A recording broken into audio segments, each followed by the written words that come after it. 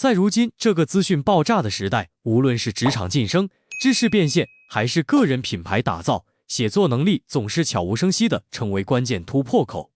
就拿求职市场来说，某招聘平台统计显示，83%的高薪岗位要求中明确标注具备优秀文案撰写能力者优先。再看社交媒体，一篇爆款文章带来的流量转化，能让一个小团队实现月入100万。亲爱的朋友们，欢迎来到听世界，一个关于财富自由与个人成长书籍分享的频道。今天要分享的这本《学会写作，自我进阶的高效方法》，正是打破写作困境，实现自我提升的使用指南，能帮你掌握这项在当代社会极具价值的核心技能。或许有人会说，我又不做自媒体，学写作有什么用？但实际上，写作能力早已渗透到生活的每个角落。在职场，一份逻辑清晰的专案报告能让你的提案通过率提升60%。在生活中，一封情真意切的书信可能挽救濒临破裂的关系。在学习时，整理读书笔记的过程本身就是知识内化的高效途径。就像本书作者周佐罗所说，写作是思维的具象化。当你学会用文字精准表达，就等于掌握了与世界对话的利器。这绝不是夸大其词，而是每个善于写作的人都能切实感受到的改变。咱生活在社会里，总需要和别人合作，交换资源，而沟通就是最关键的技能。一个人沟通能力的强弱，直接决定了他能获取资源的多少和品质。以前大家沟通靠面对面聊天，但现在移动互联网和社交媒体改变了一切，线上文字沟通成了主流。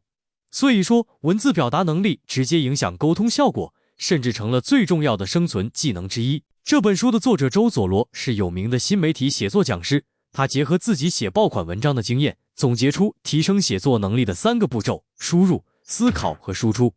这3个步骤缺一不可，输入是前提，没有输入就像做饭没食材；思考是本质，不思考食材就变不成美味；输出是结果，把思考后的东西写出来才算完成整个过程。先来说输入，很多人觉得输入就是读书看报，其实没这么简单。输入就是通过各种方式掌握新知识，只有不停的高品质输入，脑子里才有货，才能持续输出好内容。那怎么做到高品质输入呢？作者给了3个建议。第一是提高输入强度，也就是多读。一年读500万字听起来吓人，其实每天读一点3-7千字左右，差不多1小时就能读完。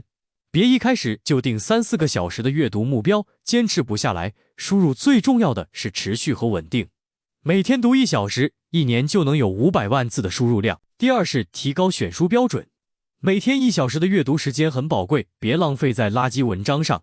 选书可以参考读者评价、豆瓣评分和业界口碑，看公众号文章也得清理列表，八卦号偶尔消遣可以，但别占了严肃阅读时间。第三是明确输入目的，很多人读完书或文章就觉得任务完成了，其实这不对，读完不是目的，吸收才是。有些输入是要想清楚通过阅读能解决什么问题，学到什么技巧。读书得带着目标，养成边读边思考、做笔记的习惯。遇到好内容要用批判性思维反复读，还可以找相关文章深入研究，把知识用到工作和生活里。比如看心理学书，学情绪管理，对回避型人格障碍感兴趣，就做笔记，再找专门文章学习。还能想想身边哪些朋友符合相关特征，这就是一次有效的输入。而且输入不只是读书读文章，走在街上，店铺名字、招牌都能成为输入内容。和不同的人接触，听他们的故事也是输入。看电影、听歌、逛展览，只要主动吸收资讯，经过思考加工，都能变成写作素材。再说说思考，作者认为在提升写作的3个要素里，思考能力最重要。因为写作就是把输入的东西经过思考后再输出，没思考，写出来的东西就没深度。怎么训练思考能力呢？首先要有好奇心，学会追问事物本质。大家都知道写作要引起共鸣，但很少有人想过到底什么是共鸣感。总说鸡汤，又有几个人思考过怎么准确定义它？就像鸡汤一开始只励志安慰人的文章，现在却成了用漂亮话麻痹人，解决不了实际问题的文章。多问几个为什么，好奇心能推着你深入思考，接近事物本质。其次要学会建立知识连结，把零散知识点串起来。比如作者学到漏洞行销这个词，肯德基故意设置漏洞，用户改生日就能的全家桶半价优惠券，吸引大量人下载注册。作者就琢磨为啥他能成功，联想到心理学里人性的弱点，像爱贪小便宜、喜欢猎奇，还和行销就是隔住荧幕看透人性联系起来，这样新知识和旧知识就融会贯通了。输入和思考说完，就到了这本书最核心的部分，输出，也就是怎么写作。要写出好文章，得先知道好文章的判断标准。作者总结了5条，第1条是能提供新知，创造价值。新知不只是新知识、新认知、新方法、新故事、新视角都算，光提供新知还不够，还得给读者创造价值。很多写作新手觉得自己写的东西有新意，可读者不买账，可能就是陷入了自嗨，没站在读者角度想问题。比如有自媒体人眼睛出问题，写文章劝大家少用手机保护眼睛，结果阅读量低，因为没考虑读者需求。现在大家工作生活都离不开手机，光说放下手机肯定不行。写作得跳出自我视角，了解读者想要什么。第2条是信息量要大，密度要高。信息量大，文章提供的价值就多，资讯密度高，就能在短时间传递价值。现在大家生活节奏快，没耐心看又长又啰嗦的文章。第3条是逻辑性强，论证精彩。文章能让读者顺利理解观点，还得用充分理由说服他们接受。逻辑混乱，论据不充分，读者看完肯定一头雾水。第4条是要接近读者认知，不能太高冷。好内容应该让大多数人稍微努力就能看懂，别写得太晦涩。拿物理学科研文章给普通读者看，肯定没几个人愿意读。第5条是真诚沟通，写作要用分享的语气，平等的姿态，别端住架子。不管写故事、观点还是钱货，都要像和朋友聊天一样。比如想眼睛前色原因，一种说法很学术，另一种像拉家常，后一种明显更亲切，更容易让人接受。知道了好文章的标准，怎么提高写作能力呢？写作像门手艺，得靠练习找手感。作者建议每天都写点东西，不用太长，100-200字就行。养成随时找话题的习惯，生活里任何能触动情绪的事，像让你感动、惊讶、生气、反思的事情，都是写作素材。比如工作被领导批评，晚上就可以写200字总结，听到有意思的观点，也写200字记录理解，练得差不多就要写长文章了。写长文章是个系统工程，包括选题、拟标题、搭框架、查资料、写初稿、排版、校对、打磨等步骤。先说选题，一个选题能不能火，得看覆盖人群、痛点程度和社交原动力。覆盖人群就是有多少人会看这篇文章。爆款选题一般选潜在读者多的话题，比如同样写给职场人，那些财务自由的年轻人都做对了什么，就比管理的本质是激发潜能和善意更受欢迎。因为想赚钱的年轻人比研究管理学的领导多，痛点程度也很关键。痛点就是人们害怕、担心的事情。写文章抓住读者痛点，阅读量就有保障。比如有篇公众号文章写阿里高管现任，从月薪500元到身价400亿，分享职场潜规则，阅读量高，就是因为抓住了大家对贫穷的恐惧和对收入增长的渴望。社交原动力就是话题的让人有分享欲望。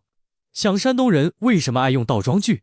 没有吧？我觉得这种文章容易在朋友圈刷屏，因为有趣、有话题，能让相关地方的人有归属感，能满足读者表达观点、利他心理、站队心理、塑造形象这4种情况中的一种，选题就有可能成为爆款。要是能满足好几个，传播力更强。选好题就要搭建文章框架，常见框架有总分总，还有是什么、为什么、怎么做等组合。作者总结了一个6步写作框架：先提出问题，引出读者痛点，再解释相关概念，接着分析原因，然后给出做法，进行反思和引申，最后总结观点，给出建议。比如写如何科学安排假期，就可以先提出打工人休假的问题，分析为什么越休越累，最后给出科学休假建议，再反思背后的社会现象。框架待好，就该搜集素材，完善提纲了。素材来源分内部管道、自己和身边人的经验故事和外部管道、互联网资讯。建议先从自己经验入手，写熟悉的东西更真实生动。不过内部经验有限，很多时候还得靠外部素材。可以通过公众号、微博、知乎、垂类网站找素材，看到好文章记得收藏。现在选题、框架、素材都有了，怎么写出有趣的故事呢？好故事得有冲突、行动、结局3个要素。写故事时细节很重要，最能打动人。比如写找工作困难，只说投简历没回音很笼统，如果加上面试时高跟鞋鞋跟断了，狼狈冲进电梯的细节就生动多了。最后说说结尾，好结尾能促进文章传播，可以强化主题，引起共鸣，引导分享，可以总结文章重点，重申观点，也可以引用金句，升华主题，还能抛出问题，引发读者互动。比如问读者对某件事的看法，提高参与感，增加转发可能性。文章写环境还没完，想要写作不断进步，得学会看回馈，通过阅读数、点赞数、分享数、评论数等资料，能知道文章写得好不好，哪里需要改进。阅读量和选题、标题有关，点赞数反映内容品质，留言数和分享数能看出选题和观点好不好。要学会分析资料，定期总结经验，这样写作水准才能不断提高。好了，今天的分享就到这里喽。如果对你有启发，记得动动你们的发财的小手，点个赞哟。我们下期的听世界不见不散。